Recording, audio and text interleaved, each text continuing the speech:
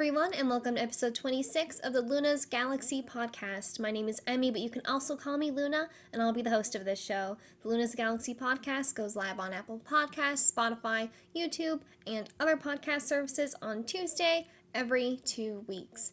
For this episode, we have 3 segments: gaming news, what I've been playing, and questions.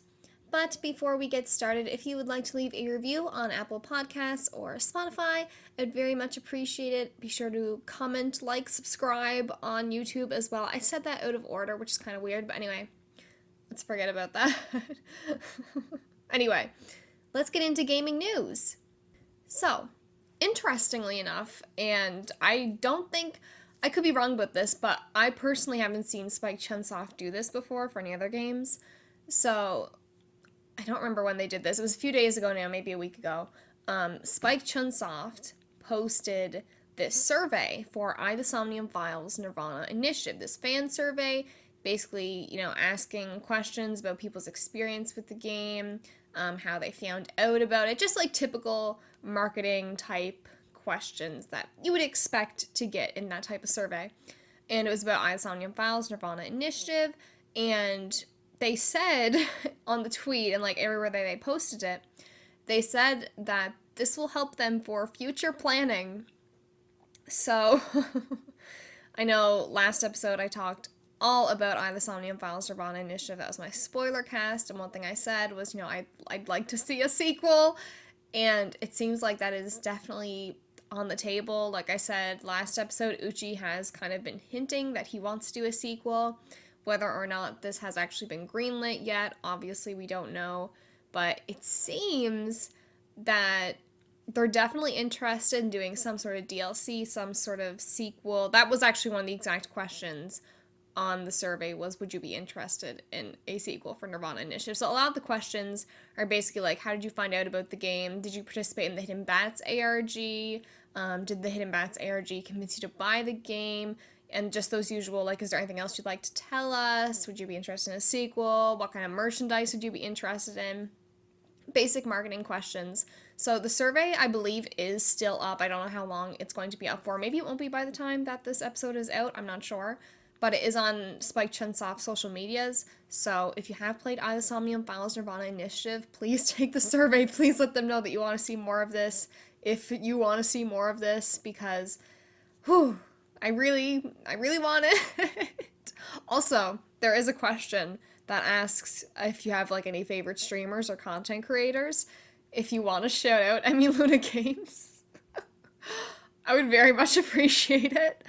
But yeah, be sure to take the survey if you haven't already. There are not any spoilers in the survey, so it doesn't ask any story-related questions or even favorite character. There's nothing really about the game. Obviously, you can put that in the do you have anything you want to tell us part, but there aren't any spoilers in the survey, so if you haven't finished Nirvana Initiative yet, you can still take the survey. Although, obviously, I can see why you'd want to wait to give your full sort of feedback, but take the survey, please. I really want to see more, so just do it for me, okay? Just say that you played it, and, do the survey, please. It'll help them out, hopefully. And so next up, Gamescom Opening Night Live is happening on August 23rd, and it's supposed to be about 2 hours long, so your typical Jeff Keighley showcase where it's we're really testing our limits with time, aren't we?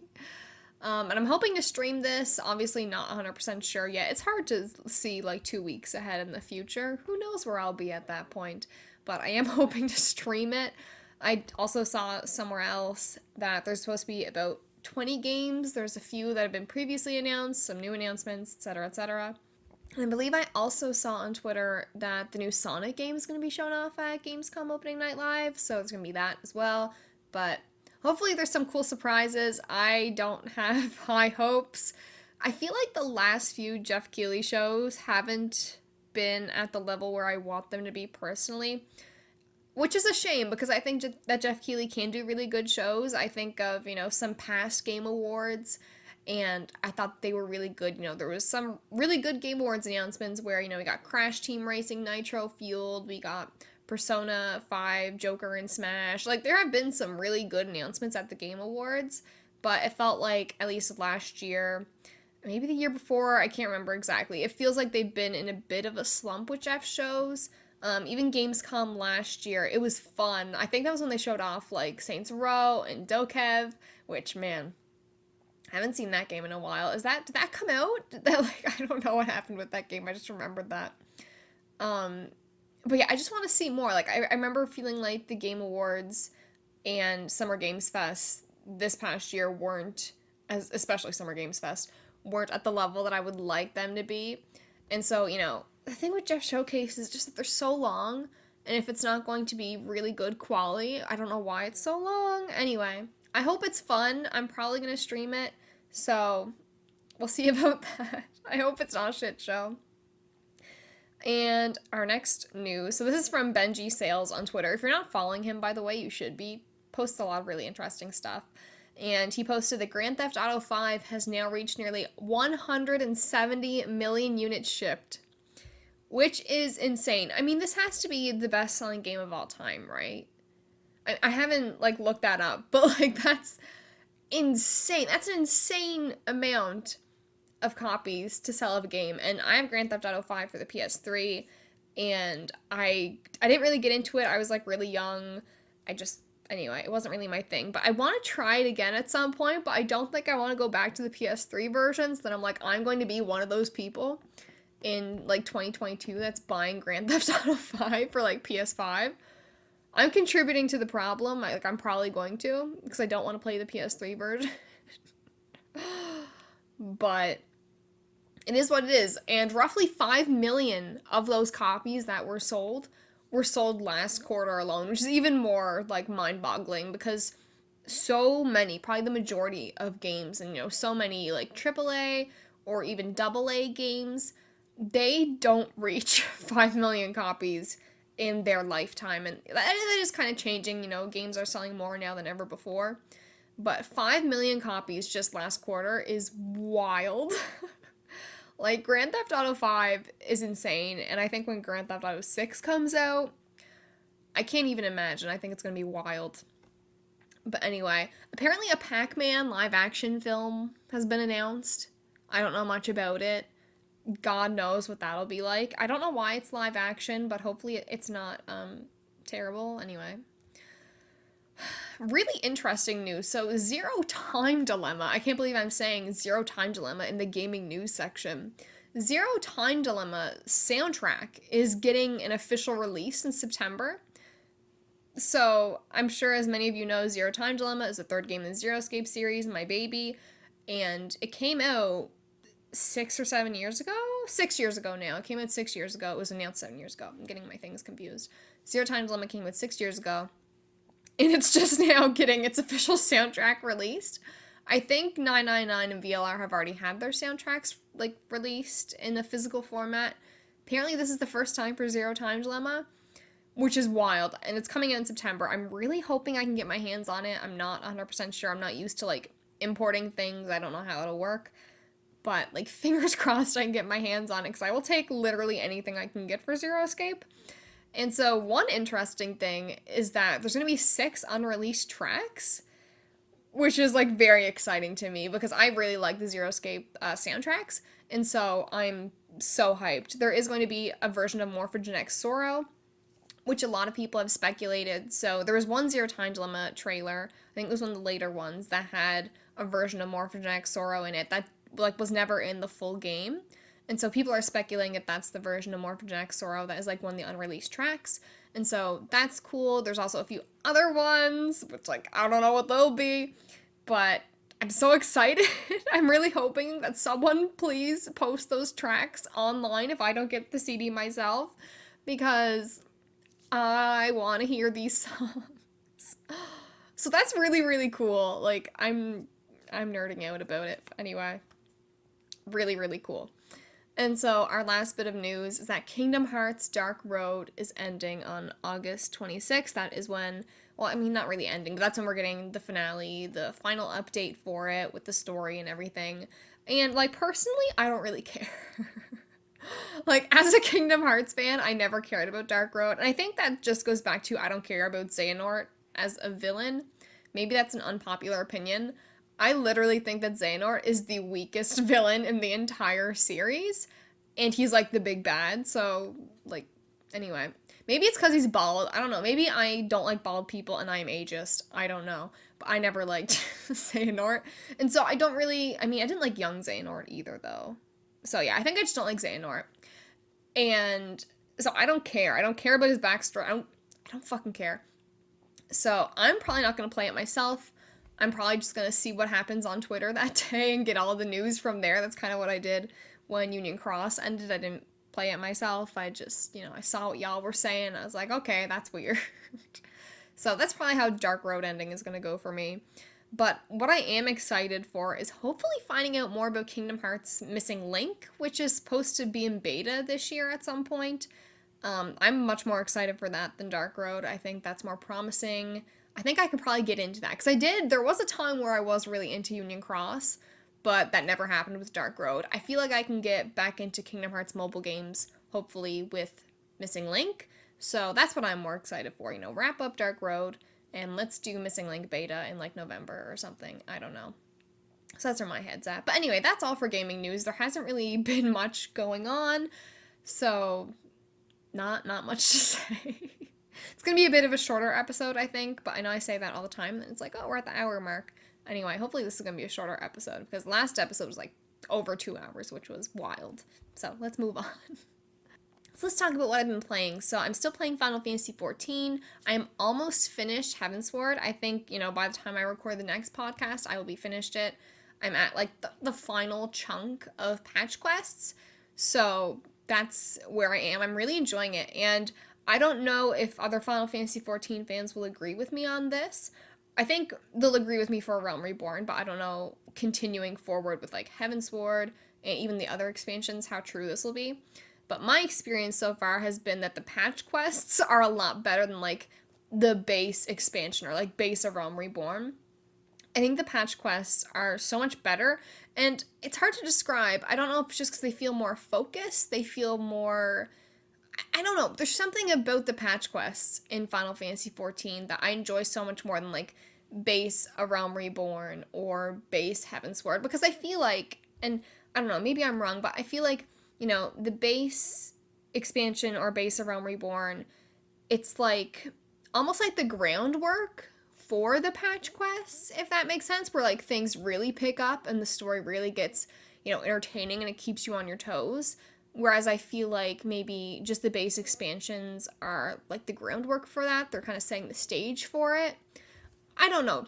Final Fantasy XIV fans, let me know what your experience has been, because maybe that's just me, but I'm like, when I finished base Heavensward, I was confused. I was like, why do so many people love this? Like, as much as they do, because it was good, but I wasn't like blown away by it by any means.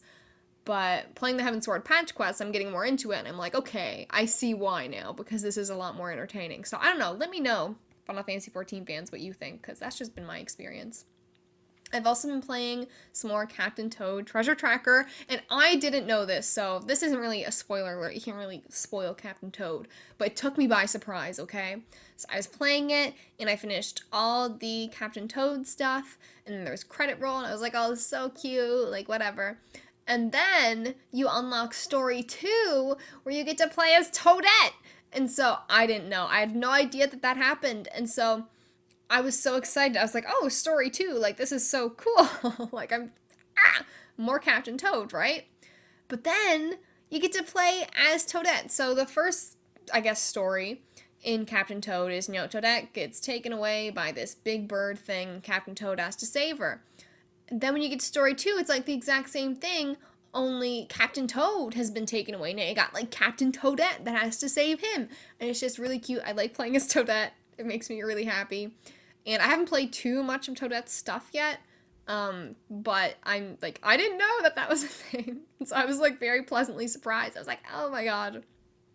I love Toadette. Anyway, any chance that I can play as a female character, I will take it. Feminism, anyway. I also played some Mario Kart 8 Deluxe. I played the new tracks. We did a community night. It was super, super fun. And just some thoughts about some of the tracks. Really loved Waluigi Pinball. It was so good. I love that song. That song is so good. But, Waluigi Pinball. I see what you guys were talking about. It is so good. Another track that stood out to me was Calamari Desert. So this is, an N64 track. I played a bit of N64 as a kid, and again, kind of on the expansion pack, I dabbled with it, we will say. And so I'm familiar with Calamari Desert, and I always remember getting annoyed with the train and it running me over as a kid, etc., etc.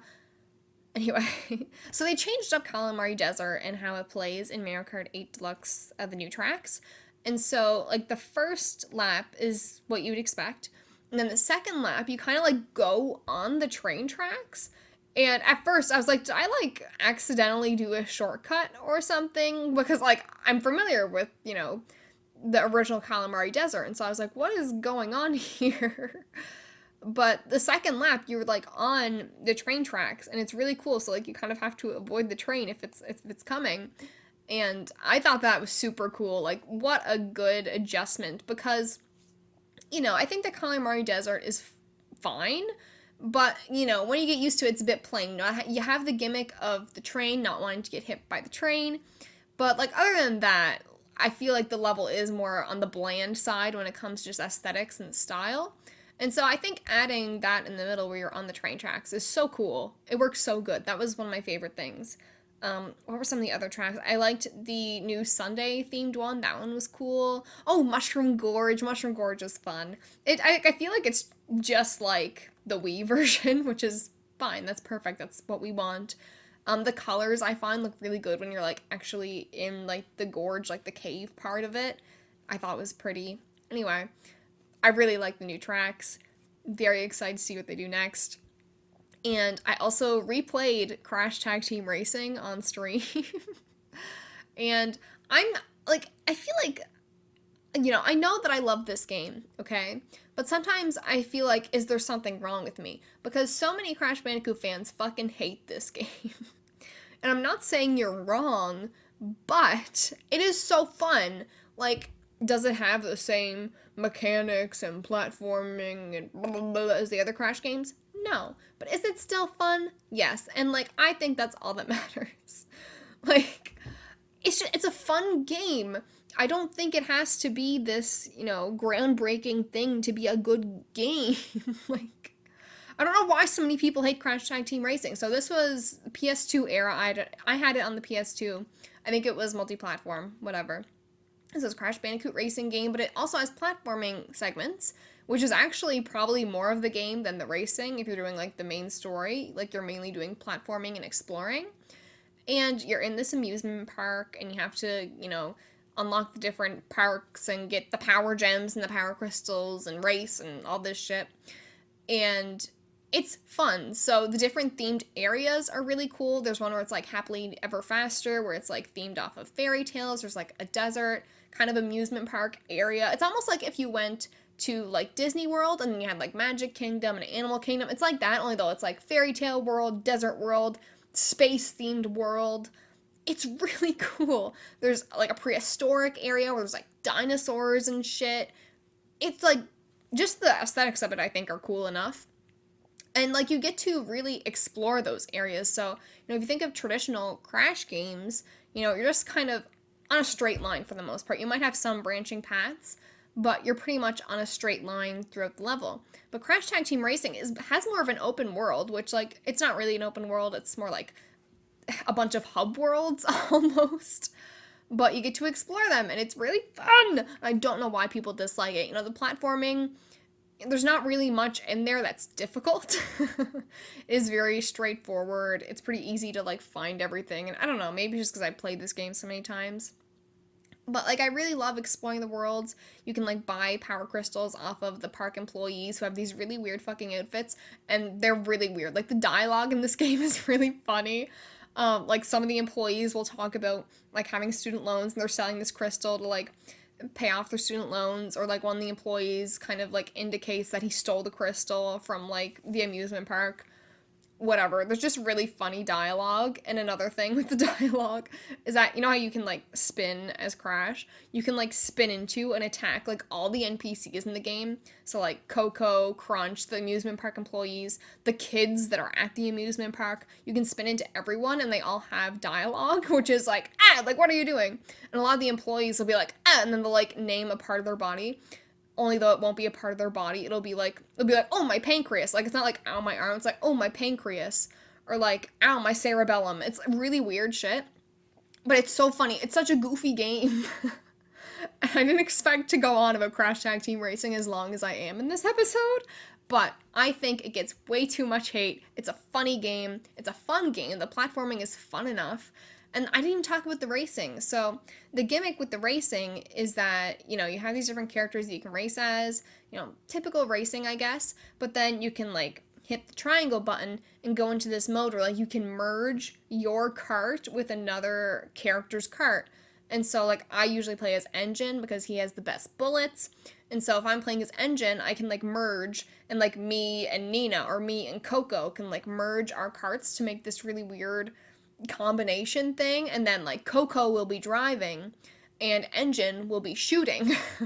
And so you can shoot at the other cars as they're racing, and it's so much fun. I never drive in this game. I think that if you just want to play it as a racing game, it's not good. I think, you know, maybe that's why a lot of Crash Bandicoot fans don't like it, because the racing isn't good. However, if you just shoot, it's fun, it's fine. And so I just feel like you have to take this game for what it is and not what you want it to be, and have a lot of fun with it. Growing up, it was always one of my favorite Crash games. It still is. Do I think it's like objectively one of the best? No, but I think it's one of the funnest Crash games to play, like easily. And a lot of that is just because of the charm, the quirkiness, the personalities, the NPC dialogue, and the voice acting. Like, it's just a fun game, okay? Crash Tag Team Racing haters, grow the fuck up. Because it is so much fun. Anyway, that's what I've been playing. So, for the question segment for this episode, I kind of reversed it. I did like an Uno reverse on y'all. So, usually for the question segment, I will ask you guys a question, I'll read off your answers, then I'll give my answer. It's pretty much how we do it here. But I thought I would switch it up this episode. And so, instead of me asking you guys a question, I got y'all to ask me questions. So I'm going to be answering some of the questions that y'all submitted. And so I haven't really done this before. So hopefully you guys had good questions. Or not, this is going to be really boring. But anyway, let's answer your questions. So the first question comes from QWERTY. And they asked, do you like the old or new Discord server icon better? So I changed the Discord server icon. It's basically the same, only though it like matches up better with the Luna's Galaxy new cover art. And I don't know how I feel about it. It's like a very minimal change, but I don't do good with changes, even if they're good changes. So I don't know how I feel about it. We'll see. Anyway.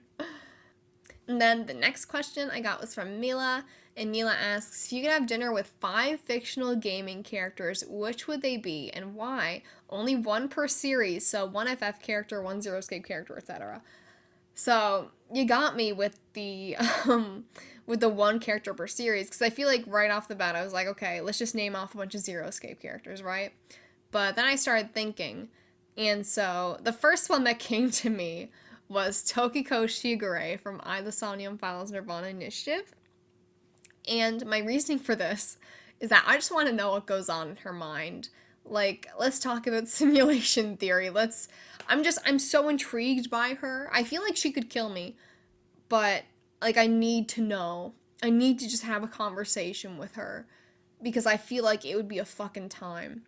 And so following that, I would say Akane Kurashiki for very similar reasoning. I just feel like put Akane Kurashiki from Zero Escape and Tokiko Shigure from I, like, at the same dinner table with me. Like, whoa, the conversations.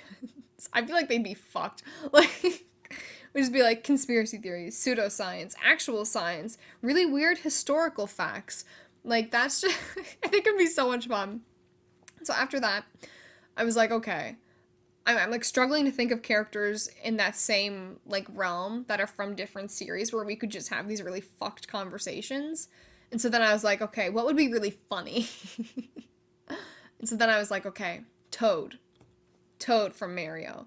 And my reasoning for this is just because I want to hear his voice, you know? I think that'd be fun, you know? Like Akane's there, Tokiko's there, we're like talking about these weird things, and then Toad is just like, oh, what about the Mandela effect? Like, I don't... like, I just think that would be so much fun. And then my next character is Crash Bandicoot for very similar reasoning. Crash wouldn't say anything. He would just kind of be there, you know? Like, he doesn't contribute much to the conversation because Crash doesn't really talk, right? But I don't know. I just feel like it'd be funny. So Crash Bandicoot is there. He's just there. And then my last character is Sora from Kingdom Hearts because I love Sora. I feel like I would like to have a conversation with Sora. And I feel like Sora would be like really nice to like have at the table. I feel like he'd be like very nice to Akane and Tokiko. And just like very like, oh, like, I'm like, oh, that's cool. Like, I don't know. So that's my answer. Akane Kurashiki, Tokyo Shigure, Toad, Crash Bandicoot, Sora, and me all at a dinner table. Someone should write a fanfic about that or like draw that. Could someone draw that for me? Maybe I'll like commission someone. Anyway, I think that would be really fun. The dream blunt rotation. Okay, anyway. And then V had some questions. So V's first question is, what music have you been listening to lately? And I've been listening to a lot of music, V. I'm always listening to a lot of music, but I'll tell you a bit about what I've been listening to lately. So the other night, I was listening to songs that used to play at like middle school dances and just reminiscing. I don't know, every now and then you get in one of those moods where you're like throwback. And so the other night, it was like middle school dances, which for me would have been like 2012 to like 2014, 2015. And that's what I was listening to. So like Gas Pedal, if y'all remember that. Shake That Ass. Anaconda, like those type songs, what I was listening to. That was like my peak. Anyway, I've also been listening to the Twilight soundtrack because I am back in my Twilight phase again. It happens every now and then. We regress, we go back to Twilight, we watch all the movies, we read some of the books, we listen to the soundtrack. It's a vibe, right? The Twilight Renaissance. Anyway, so I've been listening to that. And even if you don't like Twilight, I think you should listen to the soundtrack because there's like actual bangers in there that like I don't think you need to watch the movie to enjoy. Like, I mean, I think if you watch the movie, it sounds a bit better. Like Supermassive Black Hole, come on, the baseball scene. Anyway, but like Decode by Paramore is in there. Decode is, oh, that's such a banger. That's probably my favorite song in like the Twilight soundtracks. And it's so good. It is so good. If you don't listen to any Twilight songs, just listen to Decode by Paramore. It's so good. Especially if you like Paramore's music, but like somehow you skipped out on that song. It is so good. Please listen to Decode. I've also been listening to my usual mix of Love Live and Project Sekai songs. Right now, especially enjoying Utopia, which is from Love Live Nijisaki Girls. So this one is by, why can't I remember her name right now? Lanju. It's by Lanju. I was like thinking Maya, but I'm like, no, that's the other character. No, it's by Lanju. I'm not sure if I'm saying her name right, by the way, but anyway. Utopia, it is so good. Listen to it. It's one of my favorite songs, like Love Live songs, period. Which is saying something, I feel like. It is so good. And then Bitter Choco Decoration by Nightcore 25, which is a Project Sekai song. That's also, I've been listening to that a lot, because that just came out on the English server, or just the worldwide server. I don't know, whatever you want to call it. That just came out on that server, and it's really good. It's really good. I really like that song. It's just like very, I don't even know how to describe it. It's really cool. I recommend listening to it. What else do I have here? Okay, I've also been listening to the Nirvana Initiative soundtrack. Specifically the song that plays when you're in the NICE like headquarters building. It's so ominous and atmospheric. Like it came on when I was listening to music last night and I was like, oh, it's just good. It's a vibe. Anyway, and the last one is just my usual Avril Lavigne stuff. I listen to Avril Lavigne. I've loved Avril since I was a child. And I listen to her all the time.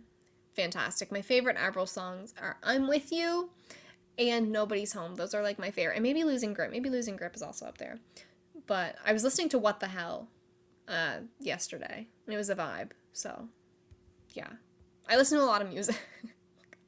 My taste is like all over the place. So, I have that. Wow, literally. Anyway. Another question from V is, what game are you most excited for? So, as y'all know, my most anticipated game for a long time was Nirvana Initiative, but that has since come out, and I've since finished it. So now it's like, what am I looking forward to? And so right now, like in the near future, I would say Harvestella, which like really took me by surprise.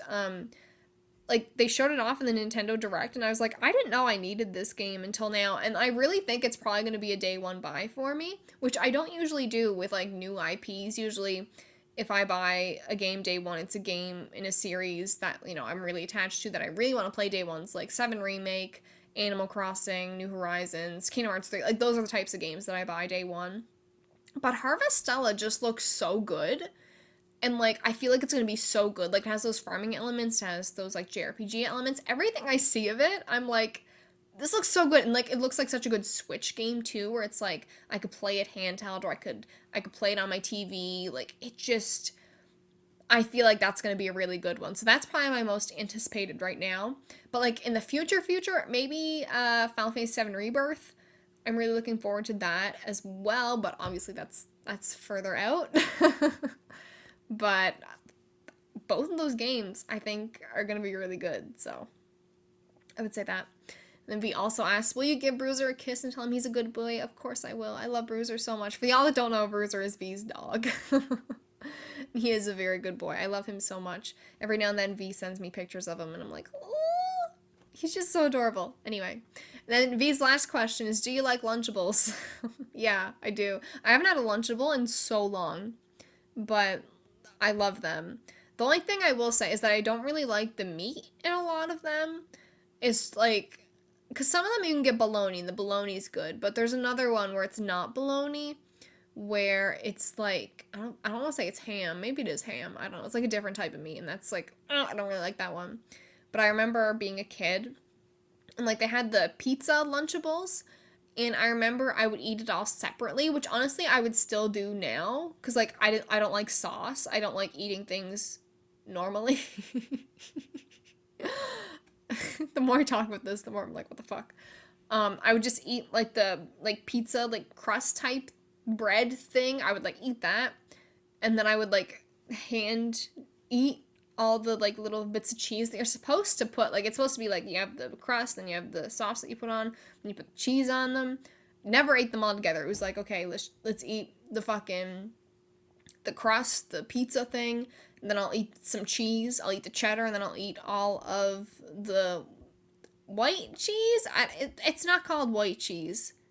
What the fuck is it called? Mozzarella? I don't know. Yeah, I like Lunchables. Let's move on. And then Thronier asks, who are you? My answer is, who are you? Do some self-reflecting, Thronier. I don't know. How does one answer this question? I'm Emmy Luna. I am Canadian. I like video games. I'm a theater kid, unfortunately. What else is there to say? I'm an adult, kind of. I drink a lot of water. I'm very hydrated. I don't know. You tell me. You tell me. I don't know. I'm gonna have a crisis. Okay. And then Soy Sauce Asian asks, which character has your favorite design / outfit? And this was a hard question, because I feel like there are so many like really good character designs or outfits out there, but it was like really hard to think of them as well. And so I cheated. I have a few different answers because there's just so much. So Akane Kurashiki, just her 999 design is one of my favorites. And I mean, I feel like I have to like put this as a disclaimer or something, like a warning, that my favorite color is purple. And for some reason, almost all of my favorite fictional characters, or at least a lot of them, have a purple color scheme. And so Akane Kurashiki 999 fits into that category. I like the purple. And like, I don't know, she definitely, I would say, has my favorite character design in like all the Zero Escape games. And like, she just looks so cozy, like this nice purple sweater. And like, does she have like the arm warmers and like leg warmers? Like, she just looks so comfy, but still like really cute and pretty. I love her. That's like my dream cosplay. Maybe someday. Maybe someday. I think that's definitely one of my favorites. And then Kairi Kingdom Hearts 2 was like my favorite when I was a kid. So I remember being a kid and playing Kingdom Hearts and just thinking that Kairi Kingdom Hearts 2 with like her pink little dress was like the cutest thing ever. Like the best thing ever. I was so amazed. I loved her so much. I was like, she's so pretty and I love this outfit. And that was actually the first cosplay I ever did, was when I was maybe like 14. I cosplayed Kingdom Hearts 2 Kairi, and my cosplay wasn't that good, but man, it was like living a dream. I love Kairi's look in Kingdom Hearts 2. It's one of my favorites. I'd also say Aerith and Tifa in basically any game they're in. So I really like Aerith's like 7 remake design, same with Tifa. I also really like Tifa's Advent Children design. Some of Aerith's in the Kingdom Hearts series have also been really good. I love them. I think they are perfect. Like, they're not like complex or like too, I guess, flamboyant character designs, which, you know, I tend to like more the more like colorful or, you know, like what the fuck type things. But Aerith and Tifa are just beautiful in like anything. So I'm gonna say them. And do Toad and Yoshi count? That's my question. Like Toad, Toadette, Yoshi, do they count? Like, obviously they don't really have outfits, but like just their designs, they're adorable. Like, I love them so much, and I kind of have an obsession. Like, I have 2 Yoshi plushies. I have 1 Toad plushie, but like then I have like a Toad like Kart, like little like Dinky, and then I have like these a little Toad and a little Toadette. I have stickers. I have like I really like them. I think they're adorable, so I'm gonna say them as well. And then I'm gonna cheat, and I feel like this is like my real answer, but also not really, because I'm cheating once again here. So, as some of you may know, I play a lot of mobile gacha games. So Love Live, Bandery, Bang Dream Girls Band Party, Project Sekai, also known as Colorful Stage, Ensemble Stars. Those are the ones that I'm really into right now. And they're all rhythm games, and I love them. And so with these gacha games, you know, the gacha of it is to get these cards of these characters and like different outfits. And some of the like costume designs in these are so pretty. They are just so amazing. Like, just Google them because like it's hard. I can't pick a favorite from them because there's literally so many. But some of the character and like costume designs in gacha games I think are some of the best ever. They're so good. I think a lot of it is that you really get to play in those games with like different themes, you know, seeing the same characters in so many different outfits. So like a lot of these games will have like a fairy themed set or a mermaid themed set, and you know, various other sets with different styles and different colors and different aesthetics. Like, it's just, there's so much. And, you know, obviously you have some cards, like, that aren't as good, and, you know, outfits that you're like, what the fuck were they thinking with this? But so many of them are so pretty. And so, like, just Google Love Live All-Stars UR or, like, Bandori Pro Sekai 4-star cards, and you will see what I mean, because some of them are so fucking pretty. Like, one of my favorites recently has been Airi. She has gotten like a fairy card, and I got her. But she's like so pretty. That whole fairy thing in Project Sekai was really pretty. One of my favorites when I was younger was Mermaid Nozomi from Love Live School Idol Festival. And oh, I love her. she was my favorite. She was my favorite. But like so many of those games have, and like there's just so much there too. Oh my god. Like, I can't pick a favorite. But just trust me that those games have really good costumes, really good character design, and like that is, I mean, that's honestly kind of a reason why I play those games, is to get those cards and to get those outfits, because they're just so pretty. Like the gacha, like they're really trying to get your money because there's some beautiful shit. So, yeah. Anyway. Then Trio asks, if you got sent to the past, what would you inevitably cause to happen sooner than expected? Example, making tea before tea would be invented. And this was a very hard one. And so I might have cheated a little bit. That seems to be a pattern here. But I would say, okay, hear me out. I would not put Wario's Gold Mine in Mario Kart 8 Deluxe. And instead, I would put Coconut Mall in there for like launch. When Mario Kart 8 first came out on the Wii U, right? I would not have put Wario's Gold Mine in there. Okay? I would have put Coconut Mall. Because here's the thing. Am I happy that we're getting Coconut Mall now in Mario Kart 8? Yeah. But we all know that the DLC tracks that we're getting now are not near the same level in like graphics, aesthetics, etc. as the tracks that were originally in Mario Kart 8 Deluxe. They just I don't know if it's the lighting, I don't know if it's just like the colors that they're using. They don't quite hit the same. They don't look nearly as good as, the previous tracks, the new ones that we're getting now. And they do seem to be getting better. I will say that. Like Waluigi Stadium, I was really impressed by. It seems like they're getting better, but they're still, not at the same level as, when you play like Moo Moo Meadows, which is, a Wii game, a Wii track, but it looks like so beautiful. But then you compare it to Coconut Mall, and you're like, why does Coconut Mall somehow look a little bit worse than it did on the Wii? And so, yeah, I would put Coconut Mall in just base Mario Kart 8, and so it would be prettier. So it'd be better. Because am I happy we got Coconut Mall? Yeah. But like at what cost? It feels a bit like a Monkey's Paw situation. I don't know. So I would chuck Wario's Gold Mine or like, I don't know, some other course in Mario Kart. I just went to Wario's Gold Mine because I don't understand why of all the Wii tracks they put that one in there when you have so many others.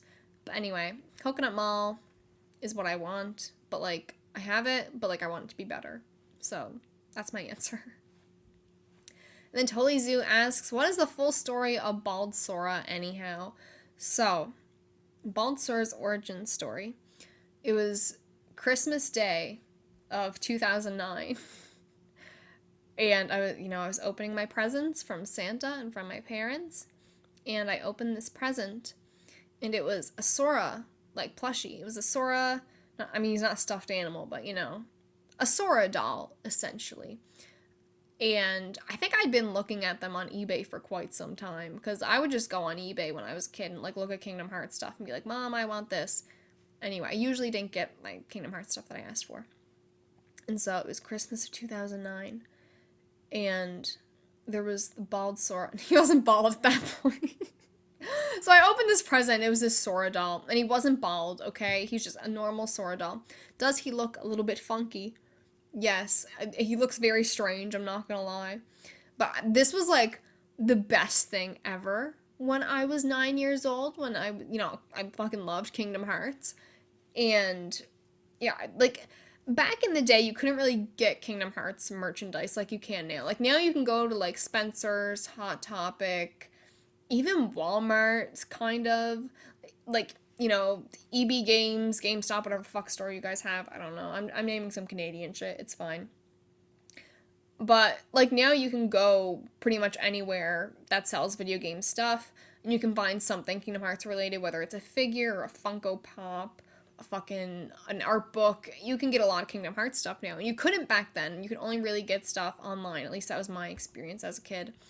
And so I was so fucking happy when I finally got a Sora doll. And I also got a Kairi doll. So my Sora doll is his Kingdom Hearts 1 design. My Kairi doll is her Kingdom Hearts 1 design. And then I have a Riku doll who has his Kingdom Hearts 2 design. And so I got all of them for Christmas in 2009, and there's actually a picture of me that some of you might have seen before. I think it's an emote in the Discord, actually, of like 9-year-old me holding up my Sora doll like he is Simba in The Lion King. Like it's that type of energy. And so yeah, that's Bald Sora's origin story. I got him Christmas 2009, and then like I loved him, so I had him with me for a long time. But you know, a lot of the stuff you get as a kid, especially like stuffed animals and stuff, you just don't have room for them. And like at least in my experience, I would like throw a lot of them in my basement, and they'd get like really dirty. And so he's not quite as nice now, because that ended up happening with my Kingdom Hearts dolls. I have them like on display now, but anyway, they're not like they should probably be washed or something. They're kind of gross. I think Riku has like a stain on his pants or something. Anyway, and so I was streaming. I started streaming last year, and I had this point redemption where it was like nerd, and I would show you like something in my collection. So like I have a big video game collection, especially Kingdom Hearts collection, and I was like, that's like a fun redeem. I have since gotten rid of it, but maybe I'll bring it back at some point, where I would just show off like a part of my collection. And one day I was streaming, and I think it was Chain of Memories I was streaming, and someone redeemed it, and I showed off my Sora doll. I was so happy, right? And I was like, look, guys, I can even make him bald, because the way that his hair is on the doll, you can like flip up his bangs to make him look bald. And so I like flipped up his bangs and, kind of tucked them into his head. And I was like, look, he's bald, like bald Sora. And the clip is on Twitch, by the way. I think it's like my most viewed clip is bald Sora. And like you could kind of see like some stuffing coming out of his head. Anyway, I was like, this is fantastic. And then people really thought it was funny when I showed off bald Sora. And so then I made an emote for bald Sora. And yeah, I think you can probably still get this exact Sora doll like on eBay. Like I've definitely seen them. Um so he is still out there if you want to get your own bald Sora, but yeah, that's the bald Sora lore. Anyway, next question. So Adam asks, you're a newly employed game designer. You get to work on a series of your choice with the dev team of your choice. What are your choices? So this is easy. I'm going to make Zero Escape 4 with Team Zero Escape. That's ideal. Like I don't even like I'm trying to think if there's anything else where I would really want to work on it. And I think it's Zero Escape, Team Zero Escape. Like that's it. A very predictable answer, I know, but yeah, it's gotta be that. It's gotta be. And I'd rather work on Zero Escape 4 than like, I3 or something. I want to work on Zero Escape. So that's where I am. And then Adam also asks, what's your opinion on Fire Emblem Three Houses? And have you played any other Fire Emblems? So I really like Fire Emblem Three Houses. I have played other Fire Emblems as well. It's more the modern Fire Emblem games. So Awakening, I played Fate's Birthright. I have Echoes, but I've only played a bit of it. I had a DS Fire Emblem game that I couldn't get into because it was like really hard, and like it had the permadeath, and I was like, fuck this. So I didn't get into that because I suck. So more of the modern Fire Emblems are what I have experience with. They're kind of what got me into this strategy RPG genre, which I don't really know if I've played any of their strategy games, but like I'm interested in them now, because I'd never even really thought of them before. And so, they got me into that with Awakening, but I love Fire Emblem Three Houses. I like Edelgard. And I finished 2 out of 4 of the routes, so you might be thinking, why are there 4 routes? Well, Edelgard has a branching thing, and so I did Crimson Flower, which is where you stick with Edelgard, and then I did Claude's route, and they were both good. Obviously, I'm a Crimson Flower type of girl, but Claude was cool too.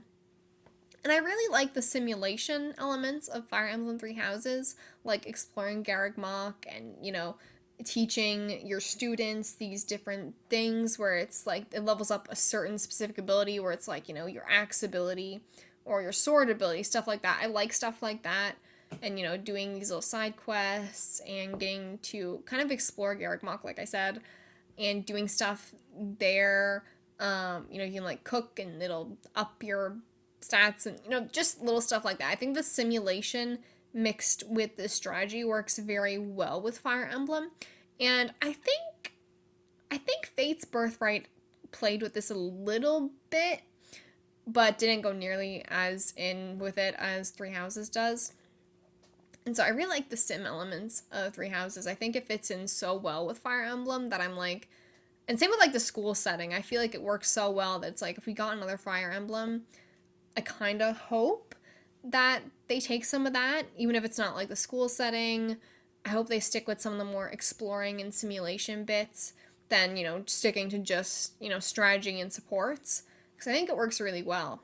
And that's probably what made it my favorite Fire Emblem game, or at least one thing that contributed to it was those improved elements. I also like the characters in Three Houses, and just the idea of having these branching routes and being able to pick and focus with different characters. I really like that. I think with Fates, they obviously tried to go for branching paths, but it wasn't perfected yet because, you have to buy 2 games and a DLC and blah, blah, blah. And so it's definitely more cash grabby, but I feel like Three Houses really, really nailed it in comparison. And so I really like Three Houses, and it's my favorite Fire Emblem game for sure. Then Andre has some questions. So Andre asks, "What's your favorite podcast episode of Luna's Galaxy and why?" So I really liked when we did the Luna's Galaxy Game Awards. I had so much fun with that. I did like a Google form, and a lot of you guys filled it out. And there was questions, what was your favorite game that you played this year? Who was like the sexiest character? Who was the best villain? Who was the best animal? Best story, best gameplay. Like there's a lot of questions on there. And I had so much fun with it, like reading your answers and giving my own answers. And I just thought it was super fun. And I liked how I did it, where it didn't have to be games that released this year, but just games that you had played in that year. Because, a lot of us don't play games the year that they come out, whether it's for money reasons or we just didn't have the time, whatever. And so, I think it was just a lot of fun to talk about the games that we played that year without kind of the pressure of being like, oh, but it didn't actually come out this year, And so I really look forward to hopefully doing that again when we get to, January 2023, doing Luna's Galaxy Game Awards for 2022, because that was so much fun. That was a lot of fun. I really liked that. I also really loved some of the episodes I did where I did more like in-depth stuff with specific games. So I did that for 9 Hours, 9 Persons, 9 Doors. I did a bit of a deep dive. Really loved recording that. It's my favorite game of all time. When I talked about Zero Time Dilemma, when I did that episode. And even when I did my deep dive on the Corpse Party series. I haven't listened back to those episodes to actually know if they're good or not. Like if they're enjoyable and like how much of a good job I did with those episodes. Speaking from like a quality perspective, but I had a lot of fun recording them. So that's where I'm coming from. But let me know, like, what's your guys' favorite podcast episode of Luna's Galaxy? Because I don't know, maybe I should do more of that. I don't know. But yeah, those were the ones I had a lot of fun recording. Andre also asks, would you ever have guests or collabs? I am definitely open to it. It's just that thing where it's like, I think about scheduling and finding guests, and when you find a guest, what do you talk about? It's one of those things where it's like, if I were talking about Kingdom Hearts, I'd want to have someone on that knows about Kingdom Hearts, or like, and then it's like, would we go over gaming news together? Would it just be a topic of the show type thing? There's a lot to kind of think about there that I just haven't. But I'm definitely open to it. I think I'm just kind of waiting for the right time and figuring out sort of the identity of Luna's Galaxy right now, and where I want to take in the future and all that stuff, because I do think, mostly I want this podcast to stay being just me talking to y'all.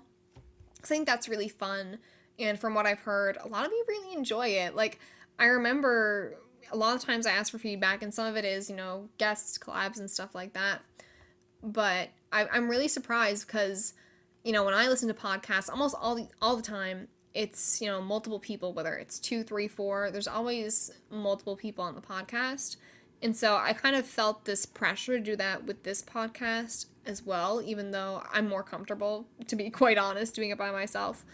But, that was a real concern for me, and being like, are people like really enjoying just listening to me?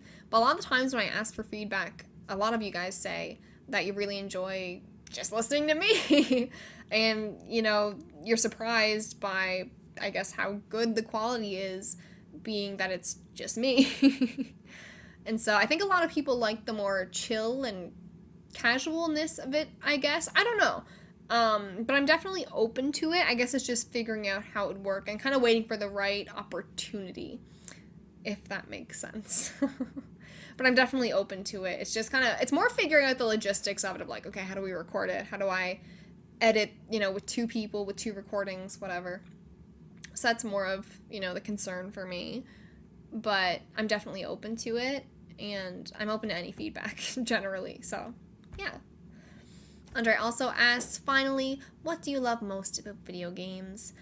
I think for me, they're just the ultimate medium. So, the combination of gameplay, story, music, aesthetics, etc., are all unique to video games. And so, you can watch a movie, but you can't interact with it in the same way that you would a video game. Or you can read a book, but then, you can't see it in the same way that you would, see a movie. You can listen to music, and, whatever. There's a lot that goes into this. And so, when I think of, big mediums, I always think of, movies, TV, books, and music. Those are the ones that I usually think of. And video games kind of combines them all, but then adds in gameplay. And that's what I really like. And so, you can make them all go together, and you can do things with the video game medium that you can't do with the other ones. And, you could say that about all of the mediums, right? That they all do things that the other can't. But I really think video games are just the perfect combination. And, I know for me, one thing is I don't watch a lot of TV. I don't even watch a lot of anime anymore. Because one thing is I find it more difficult to focus just trying to watch something than, actually interacting with it, which I think is why I play video games a lot. So the video games, even if it's just pressing the X button to get through some dialogue, it's keeping me there. Whereas, watching a movie, it's more of a passive thing. And so, enjoying a game is more active. And I think that's another thing that I really like about them. But, man, it's just, video games are so cool. It really is combining all of them, because, you get, say, a story from a book. You get even cutscenes in video games can play out in a way like a movie with kind of the cinematics of it. And you can do things with video games that you just can't with the other ones. And I love when video games do that, when they do things where I'm like, okay, this needed to be a video game. Because there's a lot of video games you'll play and you'll be like, okay, this could have been an anime, this could have been a TV show, this could have been whatever. But I really like when you play a video game and you're like, this is such a good video game. It doesn't just feel like cutscenes meshed in with some gameplay that doesn't really matter. It feels like, it was made for this medium, and that's something I really love. And I think that's what I love most about video games. Just the combination of all things that go together so well, that do things unique that, frankly, other mediums just can't do. And then Jay asks, okay, here's a fun question. If someone was to sync with you, what would Emmy's Somnium look like, and what sorts of things would the syncer interact with to unlock your mental locks? So this was another difficult one to answer, because I'm like, who am I, right? As Thronier asked earlier, who are you? And so I was like, how would I even go about this? Because a lot of the times in, say, I have the Somnium files, the Somnium has to do with a certain context. So, when you sync with So in the first game, it kind of revolves around stuff that you're just talking about. When you sync with Mizuki, it's revolved around her mom, because she just saw her mom die. That's not a spoiler, by the way. Because she just saw her mom murdered.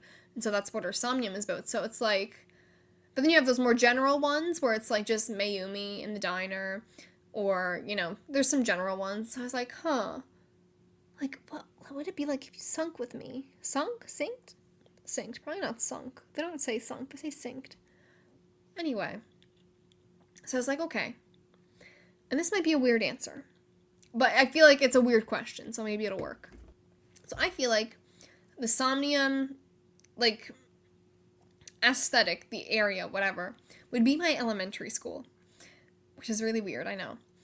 But here's my reasoning for that. So, Okay. You ever have those weird places that you dream about all the time for some reason? Like, for me, it's my elementary school. So, a lot of times, it's like, it's not recurring dreams, but it's like for some reason, so many of my dreams take place at my elementary school, in my elementary school, right outside my elementary school. For some reason, and like it's a weird thing because it's not just a school thing. I don't really get this with my middle school or my high school that much. It's always my elementary school in my dreams. It happens so much. And when I was kind of like drafting out this episode, I started getting a weird, strange deja vu feeling. And I realized that my dream last night actually was like on my elementary school's property. It wasn't in the elementary school, but it was right outside it. And I was like, oh, that's weird. So just last night, I had a dream about my elementary school. It happens all the time. Same with just like in general, people I went to elementary school with, I have like they're in my dreams a lot, which is really weird because once again, people I went to middle school with, people I went to high school with, I don't talk to anymore. They're not in my dreams, but the kids that I literally haven't talked to in years that I went to elementary school with are always in my dreams. I don't know. Elementary school is like a very common theme in my dreams. I don't know. Someone psychoanalyze that or don't. I don't know what you'll discover. But so that's strange. So I'd say it'd be like my elementary school. As for like mental locks, okay, so there was one area of my school's property that I went to all the time. It was like my favorite place.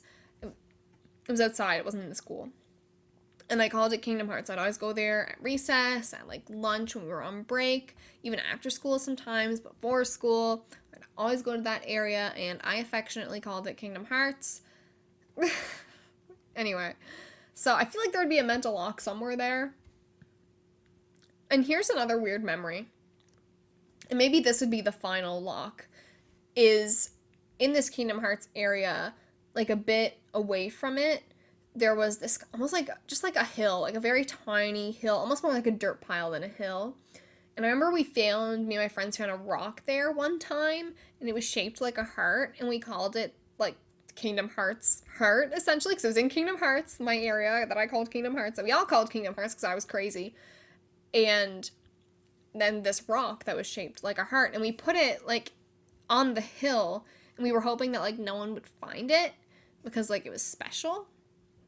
And I remember, I think it was either the next day or like a few days later, it wasn't there anymore. Because we would like check up on it to make sure it was still there. And I don't know what the fuck happened to it. I don't know if someone took it out and fucking smashed it or like hid it on me purposefully or, you know, someone that didn't have any fucking clue what the fuck it was. I don't know.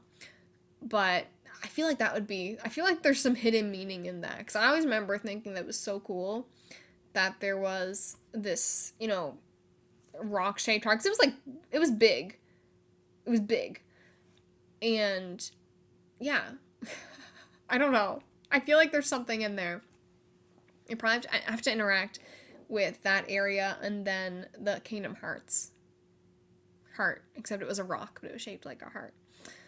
But yeah, really tough question. Like, I wish someone would sync with me and fix whatever's going on in my mind.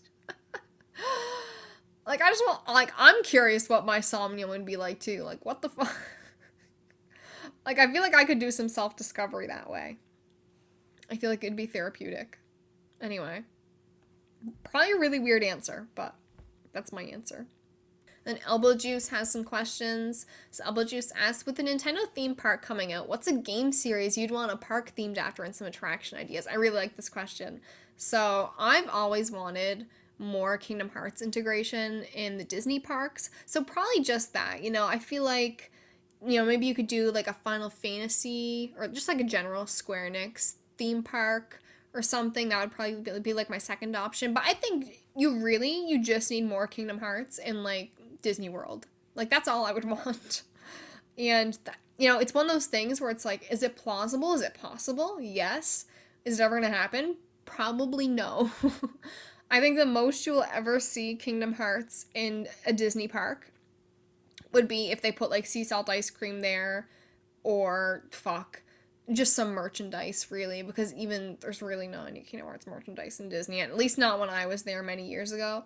There was like no merchandise in for Kingdom Hearts in Disney, except for the Japan Epcot store, which had like 2 t-shirts. There was like nothing there.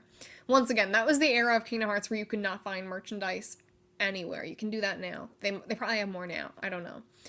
But like probably not more than your local GameStop. So, but yeah, I would really just love more Kingdom Hearts stuff in a Disney park. And this is my idea that I had. I think they could have a gummy ship themed ride. So there was a ride, it's like Peter Pan themed. I don't remember what it's called, but it's in Disney World, or at least it was. I don't even know if it's still fucking there. Anyway, there's this Peter Pan ride in Disney where you'd go on like this flying ship, right? And it was really like calm. It wasn't like a fast thing at all, but you'd go in this ship and you just kind of like lightly fly. It was inside, by the way, it's hard to talk. You would just kind of fly and you would see like the different areas, I believe, of like Peter Pan and Neverland, and I don't remember much of it, but I remember it was cool. And so I think they could do that, but like theme it with the gummy ship. So like instead of getting in, a flying ship from Peter Pan, you can get in a gummy ship themed little thing that you could go in. And instead of seeing, different parts of Peter Pan and Neverland, you could just do something like the worlds as they appear on the map or something like that. You could have the world, maybe you could have some sort of fucking projection. I don't fucking know. But I think it would be cool. I think it could work. Because, and like, here's the thing, it doesn't even need to be explicitly Kingdom Hearts themed, because you could just take it through the Disney World. You wouldn't need to include like Twilight Town or Destiny Islands. Do I think that'd be nice? Yeah. But they could literally just do a gummy ship, and then go through like, I don't know, the order that they do it in the first Kingdom Hearts game. So maybe it's like, okay, let's go to Alice in Wonderland, Olympus Coliseum, Deep Jungle, Agrabah, Halloween Town, stuff like that. I don't know how they would order it or what worlds they would include. It's fine. But like, I think that something like that would be really cool. And I would love, love, love just some sort of Twilight Town clock tower attraction where you could be up really high and have sea salt ice cream.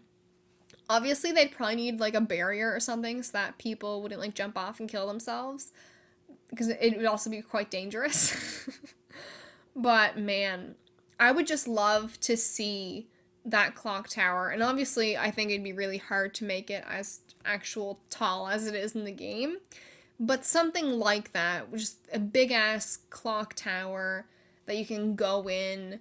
You can get, like, sea salt ice cream. Maybe you have some sort of restaurant, some other stuff in there. Maybe you could put the fucking recipes that are in Kingdom Hearts 3. Maybe you can have them and have, like, sea salt ice cream.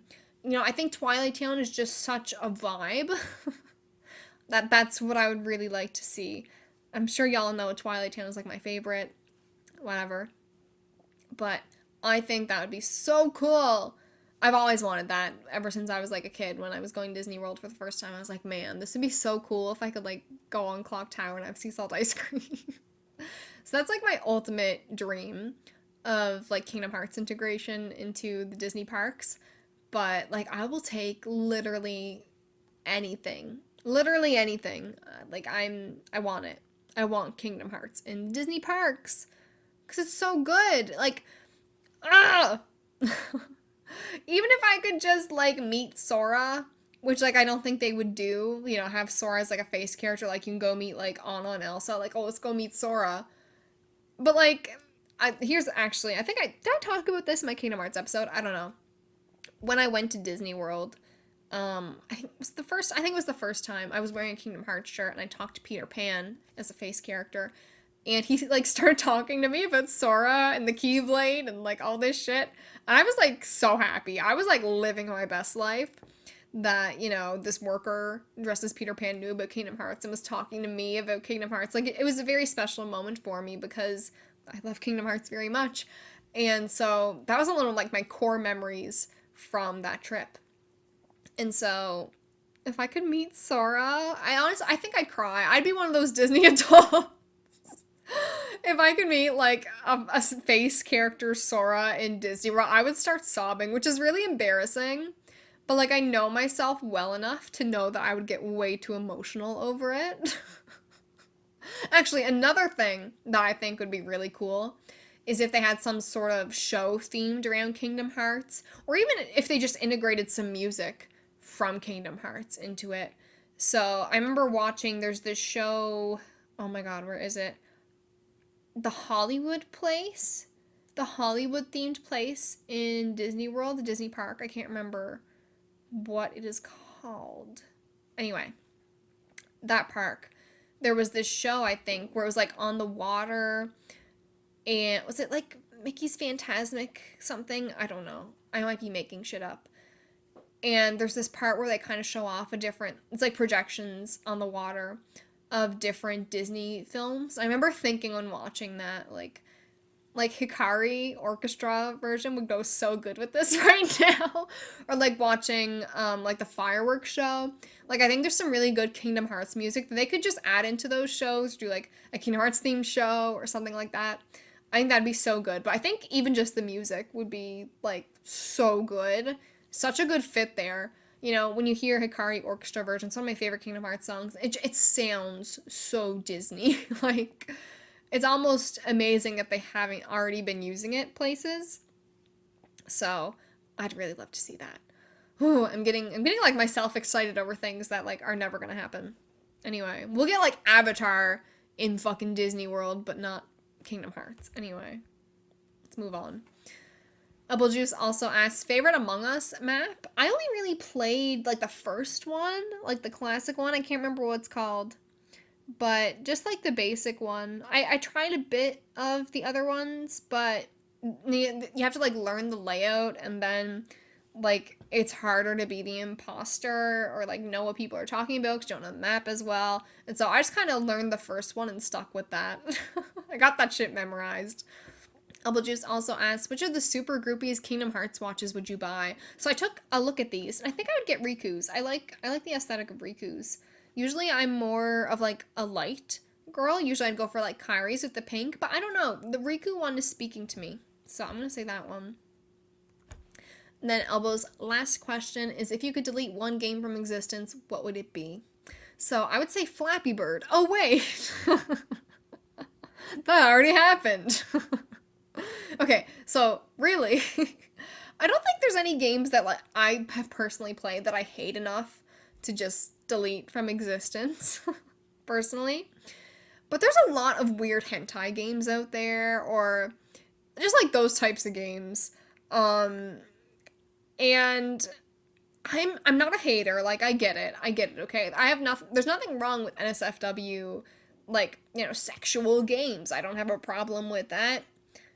You know, whatever floats your boat, whatever the fuck, you do you. But some of them I know for a fact are fucking weird. Like, I don't want to go into detail, but I know for a fact that there's probably some weird shit out there that I don't even, fuck that. So delete them. Delete the ones that have like borderline illegal shit in it. And I think we're good. Or Danganronpa as a series. That's a joke. Anyway, although, am I joking? Anyway, thank you so much for your questions, by the way. I enjoyed your questions so much. There were some really good questions that I really liked answering. So, I hope you enjoyed. I hope you liked the answer that I gave your question. Because I don't want to disappoint.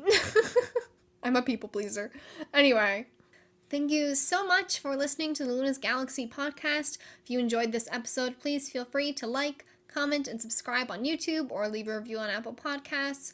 I will be back on Tuesday, August 30th. Holy shit, it's almost September. I mean, not really, but anyway. August 30th for the next episode where we'll be discussing who knows what. If you want to be a part of the Luna's Galaxy community, you can join our Discord server, link in the description. You can also keep up with me on Twitter, Instagram, or Twitch, where I'm at EmiLunaGames. I hope you all have a wonderful day, and I will see you next time. Bye-bye!